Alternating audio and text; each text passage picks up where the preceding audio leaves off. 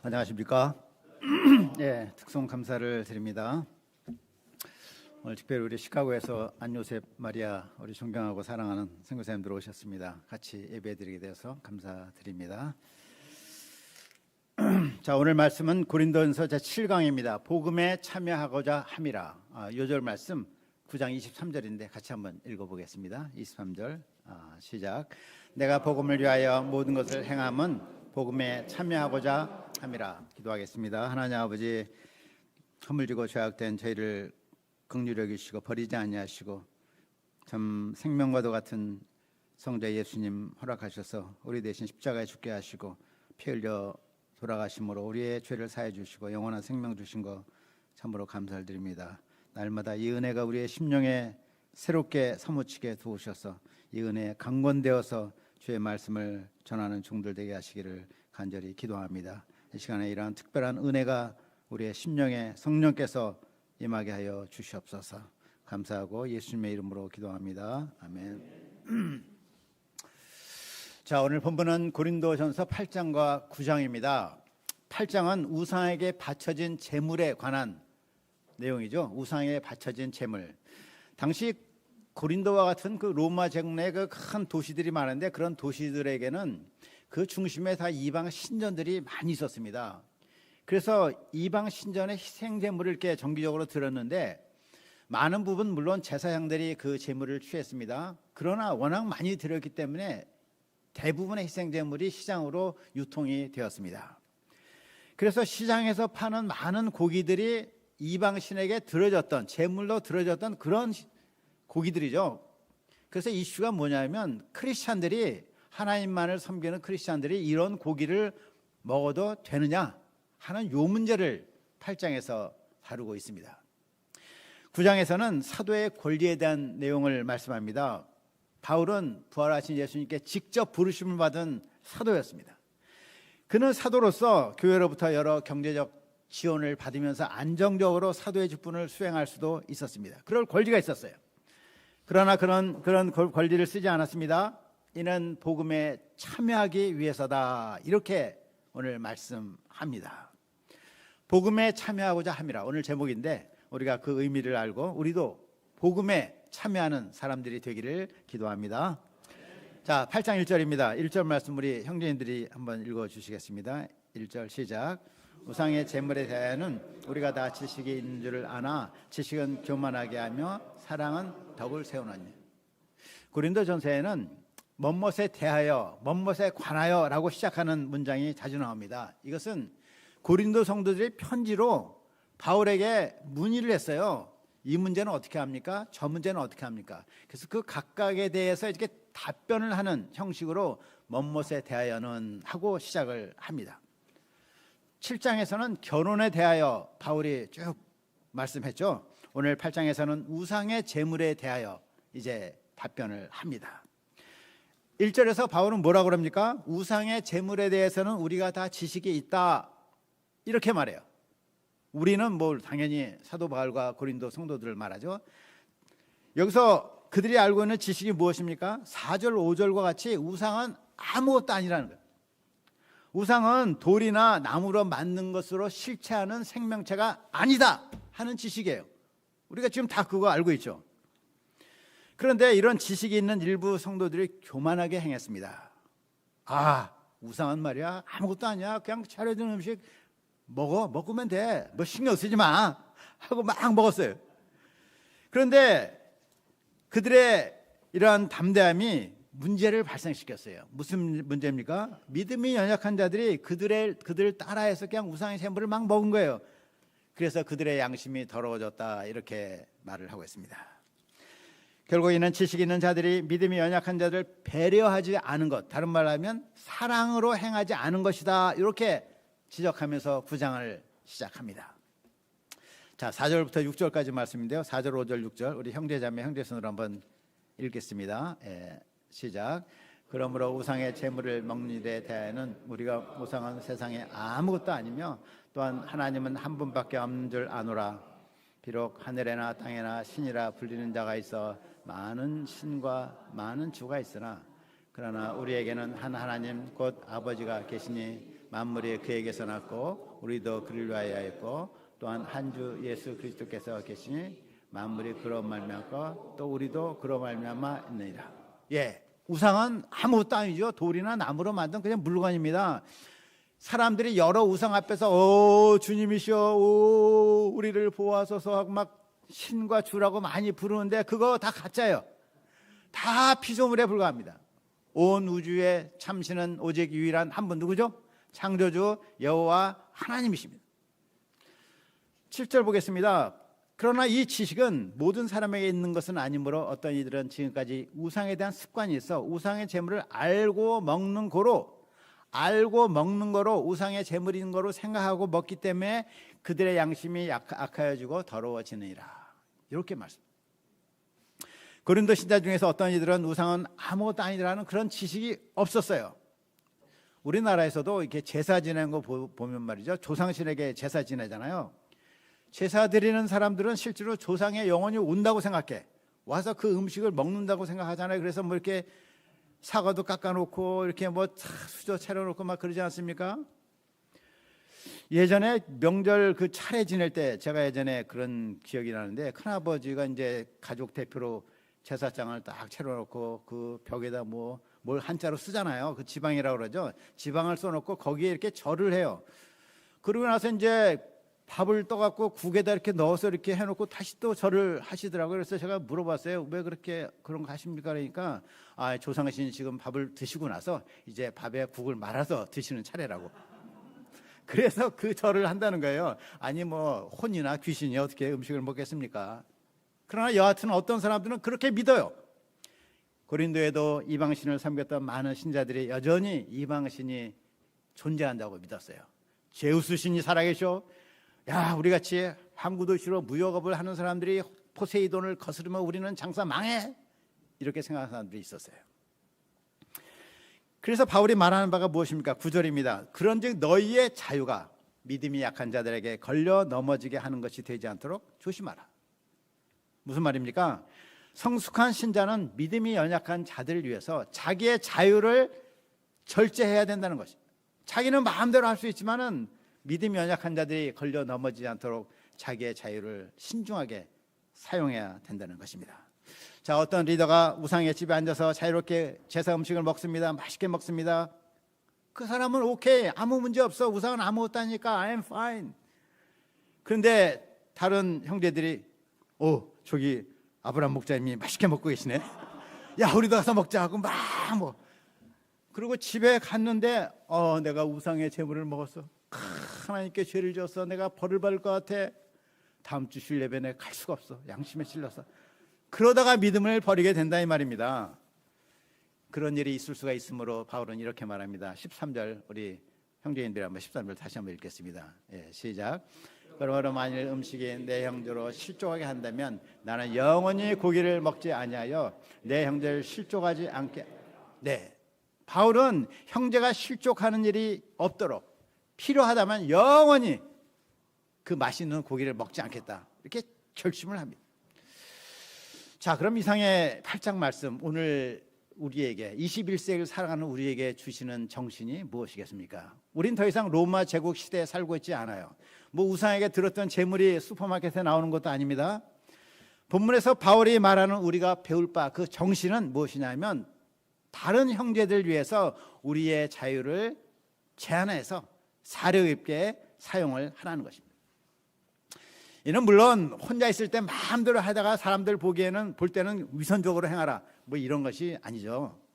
그리스도의 몸인 교회 공동체를 사랑하면서 사려 있게 행동하라는 것입니다. 자, 하나님이 우리에게 주신 가장 큰 계명이 무엇입니까? The greatest command. 가장 큰 계명. 하나님을 사랑하는 거잖아요. 마음과 뜻과 목숨을 다해서 하나님을 사랑하는 것입니다. 신명기 6장 5절이죠. 예수님도 이것을 확인해 주셨습니다. 그런데 우리가 어떻게 보이지도 않는 하나님을 사랑할 수 있죠? 어떻게? 이는 하나님의 몸, 곧 교회를 사랑하는 것이 하나님을 사랑하는 것입니다. 교회는 우리 신자 한 사람 한 사람이 모인 공동체를 말합니다. 이 교회를 사랑하는 것, 우리의 말과 행위를 통해서 다른 사람이 힘과 위로를 받고 격려를 받고 믿음이 성장하고 아름다워지도록 하는 것, 이것이 바로 우리가 교회를 사랑하는 것입니다. 지난 화요일에 종로일배 안소망 목사님 가정이 아기를 낳았어요. 그 안소망 주니어, 똑같은 이름으로 안소망 주니어가 탄생했는데, 카톡에 이 소식이 뜨자마자 수십 명이 막 벌떼같이 날려들어가고 축하 문자를 막 던지더라고요. 저는 그것을 보면서 마음이 흐뭇했습니다. 물론 요즘 아기 울음소리 듣기 힘든 세상이잖아요. 그러니까 뭐 아기 탄생이 기쁜 소식이죠. 그러기도 하지만은 우리 안소망 준하 목사님이 큰 힘과 격려를 받았을 것 같습니다. 교회를 사랑한다는 것은 이런 것을 포함해서 나의 섬김을 통해서 내 주위의 형제 자매들이 더욱 건강하고 성숙해지고 아름다워지는 것, 그것을 말합니다.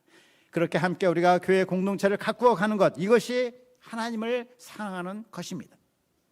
하나님을 사랑한다는 것은 아주 구체적인 것이에요. 그러므로 내 주위에 있는 내 동역자들, 또 가정에 있는 가정 구성원들 한 사람 한 사람을 사랑하고 세워주는, 그것이 바로 하나님을 사랑하는 것입니다.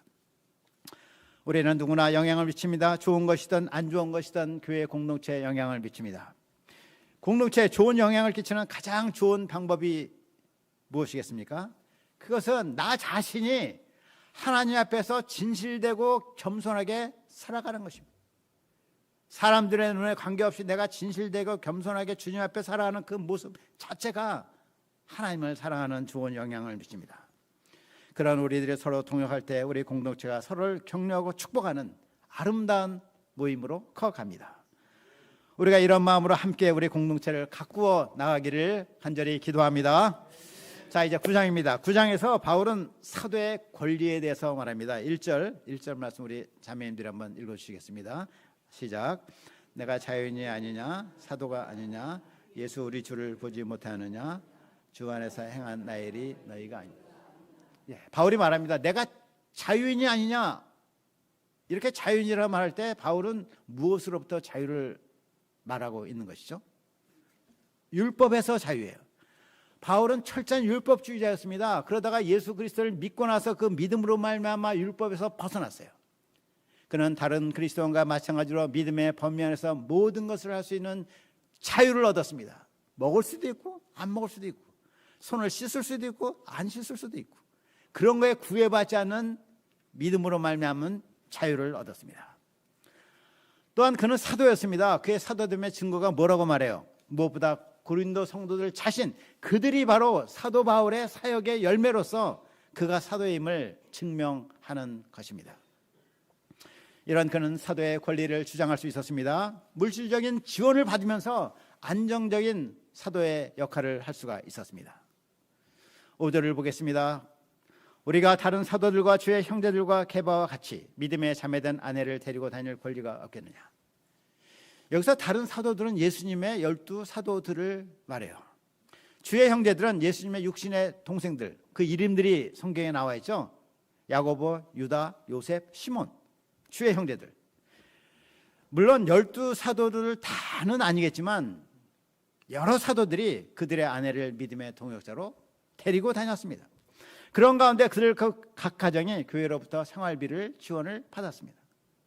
그러나 바울은 스스로 일을 하면서 자비량하였습니다. 바울은 자신의 경우가 통상적인 것이 아님을 여러 예를 들어 말해요. 첫째가 뭐죠? 군인이 자기 비용으로 군복무 하는 사람이 없다는 것이죠. 그러죠. 나라에서 먹여주고 재워주고 입혀주지 않습니까? 요즘에는 병장 월급이 200만 원이래요. 와! 제가 오래전에 병장 제대할 때 그때 월급이 얼마인가 제가 기억하는데 얼마냐면 3,900원. 3,900원. 그때는 이등병이 2,500원, 일병 상병이 한 3,000원쯤 됐어요. 그리고 제대할 때 4,000원 모자란 3,900원. 근데도 그건 너무나 감사했어. 아니 군인인데 왜 월급을 주지? 처음에 봤을 때 그렇게 생각했어요. 아니 군 안에서 우리가 밖에 나갈 일도 없고 군대 안에서 영내에서 생활하고 먹여주고 재워주고 입혀주고 다 주는데 왜 우리가 돈이 필요하지? 하여나 감사함으로 받아갖고 그걸 모아놓으니까 그래도 나중에 PX 가서 뭐 이것저것 사고 그럴 수가 있었어요. 자, 여하튼 군인들은 나라에서 다 먹여주고 재워주고 입혀줍니다. 바울은 이걸 통해서 뭘 말하냐면 자신이 전임 사역자로서 영적 군인, 그리스도의 영적 군인이라는 것이죠. 의식주를 지원받는 것이 마땅하다 하는 예를 들고 있습니다. 또한 포도나무를 심은 농부는 그 열매를 기대합니다. 양떼의 목자들은 양의 젖을 기대합니다. 당연한 것입니다. 더 나아가서 모세 율법에도 곡식을 밟아 떠는 소에게 망을 씌우지 말라고 그랬어요. 망, 입에 씌우는 거 있잖아요. 그거 씌우지 말라. 곡식을 밟아 떠는 열심히 일하는 소가 자유롭게 먹을 수 있도록 하라는 하나님의 계명의 말씀이었습니다. 이는 복음의 일꾼들에게 먹을 것을 공급하라 하는 하나님의 뜻이었습니다. 그런데도 바울은 아무 지원도 받지 않았습니다. 그 이유가 무엇입니까? 12절 하반절을 보겠습니다. 그러나 우리가 이 권리를 쓰지 아니하고 범사에 참는 것은 그리스도의 복음에 아무 장애가 없게 하려 함이라. 그리스도의 복음에 아무 장애가 없게 하려 함이었습니다. 우리가 복음을 전할 때 피전도인들은 아무래도 이런 생각을 해요. 이분이 왜 나한테 복음을 전하지? 왜 나한테 이렇게 막 낮은 자세로 와서 말을 걸고 뭘 설명을 하려고 그러지? 동기가 뭐죠? 아, 이것이 이 사람의 짭이구나. 직장이구나. 이거 갖고 월급 받는구나. 그러면 그 복음의 순수성을 의심하는 사람들이 있을 수가 있죠. 어느 기독교 이단에서 실제로 있었던 일입니다. 신천지대 인천의 한 지부를 담당하는 목사가 자기가 이 교를 계속 전파하다 보니까 이거 이단이네 하는 걸 알게 되었어요. 이게 성경은 이렇게 말하고 있지 않네? 그래서 자기 위에 있는 상사한테 말했어요. 이거 우리가 하는 아마 이단인 것 같은데 이거 우리가 잘못하는 거 아니에요? 그러니까 그분이 말하는 것이 야, 이 친구야, 2단이든 3단이든 뭔 상관이 있어? 네가 어디 가서 월 400만 원 받아. 조용히 해. 이렇게 말했다는 거예요. 바울은 물질로 인해서 그런 가능성이 조금이라도 생기지 않도록 하기 위해서 자기의 권리를 쓰지 않은 것입니다. 자, 그러면 바울의 복음 전파의 동기가 무엇입니까? 16절 말씀, 16절 같이 한번 읽어보겠습니다. 시작. 내가 복음을 전할지라도 자랑할 것이 없으면 내가 부득불 할리라. 만일 내가 복음을 전하지 않으면 내게 화가 있을 것이라. 그는 부득불 복음을 전했어요. NIV 성경에는 I am compelled to preach 이렇게 되어 있습니다. I am compelled란 말은 강권되었다는 것, 떠밀렸다. 하나님의 은혜가 나를 강권하여 복음을 전하게 하셨다. 내가 한 일이 아니다. 하나님의 은혜가 나로 하시게 하신 것이다. 그래서 나는 자랑할 것이 없다. 이 말을 지금 하는 것이야. 부득불이라는 말. 예레미야 선지자도 비슷한 말을 했습니다. 예레미야서 20장 8절 9절 말씀이 생각이 나는데 우리 강야고 목사님 한번 이 두 절 읽어주시겠습니까? 내가 말할 때마다 외치며 파멸과 멸망을 선포함으로 여호와의 말씀으로 말미암아 내가 종일토록 치욕과 모욕거리가 되니이다. 내가 다시는 여호와를 선포하지 아니하며 그 이름으로 말하지 아니하리라 하면 나의 마음이 부르짖는 것 같아서 골수에 사무치니 답답하여 견딜 수 없나이다. 네, 감사합니다. 자, 예레미야가 하나님의 말씀을 전할 때마다 그는 사람들로부터 뭘 받았어요? 치욕과 모욕, 조롱을 받았습니다. 그도 그럴 것이 예레미야가 전한 말씀이 좀 소화하기 어려운 말씀이잖아요. 유다는 망한다. 바벨론의 포로로 잡혀간다. 70년간 가서 훈련 받아야 된다. 이런 말씀 전하니까 이 유다 사람들이 예레미야를 매국노다 스파이다 하면서 엄청나게 핍박을 하지 않았겠습니까? 그래서 모욕과 치욕을 당할 때 예레미야는 이렇게 말합니다. 에이, 내가 다시는 말씀을 전하지 않으려. 그런데 그럴 때마다 막 마음이 불붙는 것 같아요. 골수에 막 사무쳐가지고 답답해가지고 견딜 수가 없어요. 말씀을 전하지 않으면 어떻게 견딜 수가 없어요. 가슴이 터지는 것 같아서. 이것이 바로 바울이 부득불 복음을 전한 것이었습니다. 자, 어떤 면에서 바울은 부득불 전했을까요? 왜냐하면 바울은 예수님의 은혜를 너무나 잘 알았어요. 사람들은 보통 다 은혜가 있습니다. 은혜가 있지만 시간이 지나면서 점점 식어지잖아요. 미지근해지고 감동이 떨어집니다. 그런데 바울은 시간이 갈수록 그 예수님의 은혜가 더욱 사무쳤어요. 바울이 만년에 쓴 서신서가 몇 개 있는데 그중 하나가 디모데 전서입니다. 디모데 전서 1장 15절에 이렇게 말합니다. 믿보다 모든 사람이 받을 만한 이 말이요. 그리스도 예수께서 죄인들을 구원하러 세상에 임하셨다 하셨도다. 죄인 중에 내가 괴순이라. 만년에 그와 같이 성숙한 성자 수준에 도달한 바울이 믿보다 모든 사람이 받을 만한 이 말이요. 그리스도 예수께서 죄인들을 구원하러 세상에 임하셨다 하였도다. 죄인 중에 내가 괴순이라. 영어로 보면 of whom I am the worst. 이렇게 되어 있습니다. 모든 죄인 중에 내가 worst다. 근데 포인트는 am이란 말이에요. am. 우리가 보통 이런 말이에요. 내가 과거에 시커먼 죄인이었지. 지금은 좀 낫다는 거잖아요. 바울은 무슨 말 하냐면 I am the worst. 현재 내가 최악의 죄인이다. 이렇게 고백을 하고 있는 것입니다. 우리가 믿음이 성장한다, 성숙해진다라는 말 쓰는데 그게 구체적으로 뭘 말하냐면 내가 현재적으로 얼마나 정말 끔찍한 죄인인가를 깨닫는 것입니다. 예수님의 십자가 은혜가 현재적으로 나에게 부딪히는 것입니다. 바울은 하나님의 은혜를 생각할 때 가만히 있을 수가 없었습니다. 치욕과 모욕을 당해도 말씀을 전했고 돌에 맞아 죽을 정도가 되더라도 말씀을 전했습니다.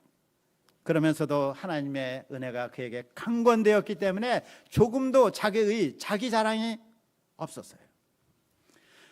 자, 더욱이 17절을 보면 그는 사명을 받았다 이렇게 말합니다. 무슨 사명이죠? 부활하신 주님이 그에게 주신 복음 전파의 사명입니다. 부활하신 예수님은 바울을 부르실 때 이렇게 말씀하셨습니다. 이 사람은 내 이름을 이방인과 임금들과 이스라엘 자손들에게 전하기 위해서 택한 나의 그릇이라. 이 사람은 내 이름, 예수의 이름을 이방인과 임금들과 이스라엘 자손에게 전하기 위해서 택한, 누가 택했어요? 예수님이 택하신 나의 그릇이다. 분명한 사명을 주셨습니다. 바울은 자기 같은 죄인 중에 괴수에게 사명을 주신 하나님의 은혜가 너무나 감사해요. 그를 충성스럽다 여기시고 직분을 주시고 또 그 직분을 감당할 만한 능력을 주셨어요. 그거 생각할 때 너무나 감사해서 온 마음을 들여 헌신을 하였습니다. 그렇습니다. 복음 전파는 억지로 하는 것이 아닙니다. 뭐 억지로라도 해야 되긴 하지만은 복음 전파는 취미로 하는 것도 아니고 내가 시간 나면 한번 해보는 여러 가지 일들 중에 하나도 아니고 더욱이 직업은 아닙니다. 받은 은혜에 강권되어서 하나님의 부르신 소명에 응답하는 것입니다. 하나님께서 우리를 도우사 십자가의 은혜를 깊이 깨닫게 해주시기를 기도합니다. 이에 대한 감사한 마음, 중심이 뜨거운 마음으로 주님을 섬기게 하여 주시기를 간절히 기도합니다. 자, 바울이 복음 역사를 위해서 죽도록 충성했습니다. 이런 그는 사람들의 인정과 칭찬을 좀 받는 게 마땅해요. 어느 정도 물질적인 지원을 받는 것도 마땅하게 보입니다. 그런데 그는 자기의 상에 대해서 어떤 마음을 바울은 갖고 있습니까? 18절 말씀 같이 한번 읽겠습니다. 18절 시작. 그런즉 내 상이 무엇이냐? 내가 복음을 전할 때 값없이 전하고 복음으로 말미암아 내게 있는 권리를 다 쓰지 아니하는 것이다. 자, 바울은 복음을 전할 때 값없이 전했어요. 값없이. NIV에 보면 free of charge 이렇게 되어 있어요. 우리 영어 표현 자주 쓰죠. free of charge. 공짜. 무료로 전했어. 바울은 아무런 대가를 받지 않고 전했습니다. 천막을 만들면서 자기 생활비를 조달했어요. 사역을 섬기고 사명을 감당하며 동시에 자비당하였습니다. 이중에 십자가를 진 것이죠. 이런 거는 참으로 수고가 많았습니다. 그런데 아무런 보상을 받지 않았어요. 받는 것이 zero, nothing. 그런데 바울이 말하는 바가 무엇이에요? 18절 다시 한번 보겠습니다. 그런즉 내 상이 무엇이냐? 내가 복음을 전할 때 값없이 전하고 복음으로 말미암아 내게 있는 권리를 다 쓰지 아니하는 이것이로다.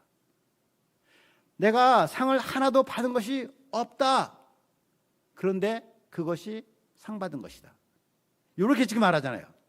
상을 아무것도 받지 않았는데 나 상 받았어. 이해가 되십니까? 마태복음 6장에 보면 은밀한 구제에 대한 비유 말씀이 나오죠. 구제를 할 때 사람들로부터 상을 받으면 하늘에 상이 없다. 그런데 은밀하게 행하여서 사람들이 모르고 사람들이 상을 안 주면 네가 하나님의 상이 있다. 이런 말이잖아요. 바울은 비록 세상에서는 노상, 상이 없었어요. 근데 그는 좋아했어요. 나는 상 받지 않았어. 너무 감사해. 왜? 하나님 나라의 상이 확보가 되었기 때문에. 우리는 하나님의 역사를 섬길 때 무슨 일을 하고 나면 사람들이 좀 알아주기를 바라요. 작은 선물이라도 좀 받기를 바랍니다. 물론 우리가 서로 격려차, 보답차 조금 이렇게 표시하는 거 뭐 나쁘지 않습니다. 뭐 그걸 뭐라고 하는 것이 아닙니다. 문제는 우리의 마음. 하나님의 역사를 섬기고 보상을 바라는 마음은 믿음이 없습니다. 하나님의 상을 믿고 감사하는 마음, 노상, 이게 진짜 상이다. 이게 믿음인 것이죠. 많이 수고가 나서 어떤 사람들은 나만 손해봤어. 에이, 다시는 안 해. 이런 사람들도 있더라고요. 우리가 어떻게 해야 되겠습니까? 많이 수고하고 나서 하나님이 나에게 특별한 은혜를 주셨어. 특별히 감사 표시. 이번 주일에 특별 헌금해야지. 요게 믿음이잖아요. 그런 마음이 하나님의 은혜를 아는 믿음입니다. 하나님께서 우리에게 하나님의 참된 상을 바라는 그런 믿음을 주시기를 기도합니다. 자, 그럼 하나님께서 바울에게 주신 소명이 무엇입니까? 복음을 전하여 사람을 구원하는 것이죠. 그런데 바울이 복음을 전하다 보니까 사람들을 만나서 대화하면서 이렇게 설득을 해야 되는데 사람을 만나는 것 자체에 어려움을 느꼈어요. 사람들마다 선입견을 갖고 있는 것이에요. 유대인들은 이렇게 말했습니다. 바울, 그 사람 이방인 다 됐어. 뭐 할례를 전하지도 않고 엉터리야. 난 그 사람 만나고 싶지도 않아. 말 섞고 싶지도 않아.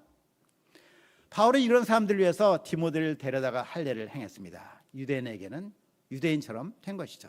이방인들은 어떻게 말했냐면 바울, 그 사람 뭐 히브리 중에 히브리는 아니야. 까다로운 사람이야. 유대인 우리 무시한 자야. 이런 그들에게 바울은 같이 식사를 하면서 손을 씻지 않고 자유롭게 먹음으로 이방인같이 되었습니다. 약한 자에게는 약한 자가 되었습니다. 한마디로 효과적인 전도를 위해서 피전도자와 같은 사람이 되어서 그들의 마음을 연 것입니다. 오래된 영화인데 빠삐용이라는 영화 보셨죠? 거기에 스티브 맥퀸이라는 분이 주연을 하는데 빠삐용이 정말 기가 막힌 방법으로 그 무인도 섬 감옥을 탈출하지 않습니까? 탈옥한 후에 그가 숲을 지나서 나완자촌에 이렇게 들어가요. 왜? 나완자촌에서 도움을 받아야 돼. 무슨 도움? 강을 건너려면 배가 있어야 돼. 그래서 배를 좀 내어달라고 요청을 하는데 그때 나완자 리더 한 분이 시갈, 담배를 피우고 있다가 그 담배를 빠삐용에게 줘요. 빠삐용이 그냥 그걸 그냥 바로 받아 물어서 담배를 피우는 거야. 아, 이 사람은 우리의 친구구나. 마음을 열고 보트를 내어줘서 탈옥에 성공하는 그런 장면이 맨 마지막에 나옵니다. 빠삐용이 나완자들의 마음을 열기 위해서 그들과 같이 된 것입니다. 자, 이 스티브 맥퀸 이분은 나완자, 영화에서 나완자가 된 건 아니지만 실제로 나완자가 된 사람이 있죠. 누구죠? 다미행 신부. 벨기에에서 하와이로 선교사로 파송된 카톨릭 신부였습니다. 그는 나완자들을 선교했어요. 그들과 일상생활을 같이 했습니다. 먹고 마시고 공동생활을 했어요. 그는 나완자가 되기를 원했어. 그는 이런 말을 했습니다. 나는 이들의 사제, 이들의 목자 이전에 그들의 친구다. 같이 먹고 공동생활하고 나완자가 되기를 바랬는데 어느 날 1884년 겨울 뜨거운 물을 끓이다가 발에 떨어뜨렸는데 뜨겁지가 않아. 고통이 없어. 아, 감사하다. 이제 내가 나완자가 되었구나. 나완자로서 일생 동안 나완자들을 섬기는 삶을 살았습니다. 사도 바울이 바로 그런 스피릿으로 모든 사람을 섬겼습니다. 모든 사람에게 모든 사람이 되었어요. 이는 그들 중에 몇 사람이라도 구원을 하고자 함이었습니다. 자, 바울에게 최고의 가치가 무엇이죠? 그가 여긴 최고의 가치가 무엇입니까? 그것은 구령, 영혼 구원. 이것을 최고의 가치로 여겼습니다. 뭐 당연한 거 아니겠습니까? 세상에서 우리가 이루는 모든 성공과 성취와 인류와 국가와 사회를 위한 모든 업적, 우리의 모든 편안한 삶, 행복한 삶을 위한 노력, 이 모든 것이 이 세상 끝나면 다 사라집니다. 그러나 영원히 남는 가치, 하나님이 인정하시는 가치는 죽어가는 영혼들을 복음으로 구원하는 일임을 믿습니다. 바울은 오직 영혼을 구원하는 일에 그의 전생애를 걸었습니다. 23절 요절인데요. 같이 한번 읽겠습니다. 23절 시작. 내가 복음을 위하여 모든 것을 행함은 복음에 참여하고자. 바울이 복음을 위해 모든 것을 행한 이유가 뭐라고 말하고 있습니까? 복음에 참여하려 함이라. 복음에 참여하고자 함이라.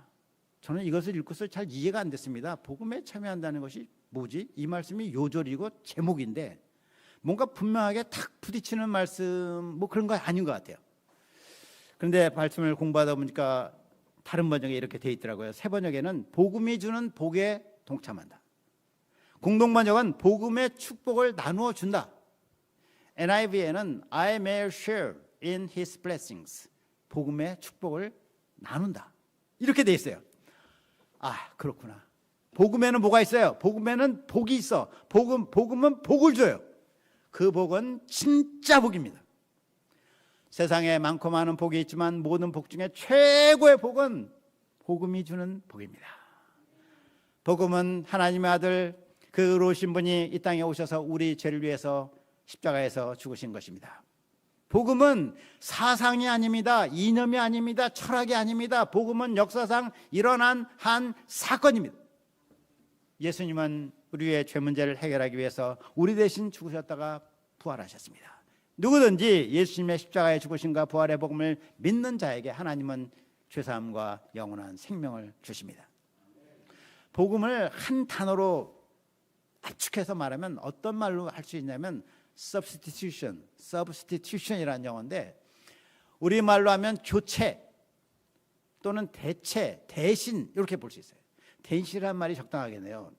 예수님이 우리의 모든 죄를 다 가져가시고 대신 지시고 십자가에서 그 죄값을 치르기 위해서 죽으셨어요. 그의 의를 우리가 대신 가져왔어. 그래서 우리의 의를 하나님이 보시고 우리를 의롭다 여기심으로 우리가 구원을 받는 것입니다. 상승으로 인한 구원이 아니라 대신으로 인한 구원이란 말인데, 상승은 뭐냐면 셀프 엘리베이션, 자기 향상을 통한 구원. 자기가 좀 더 거룩하고 선하고 의로운 사람이 되고자 무단히 노력을 해서 하나님이 제시하신 수준에 이르는 것, 이걸 통한 구원이 세상의 모든 종교들이 하고 있는 것이에요. 기독교 신앙만이 유일하게 우리 힘으로 이룰 수 없고 그가 이룬 의를 가져오고 우리의 모든 죄를 대신 가져가신 그리스도를 믿음으로 우리가 구원에 이르는 그 말씀을 하고 있는 것입니다.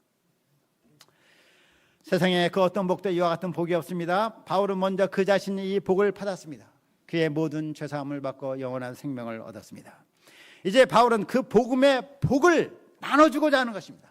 세상의 모든 사람들이 이 복음을 듣고 구원을 받도록 하는 것입니다. 이것이 바로 복음에 참여하는 것입니다.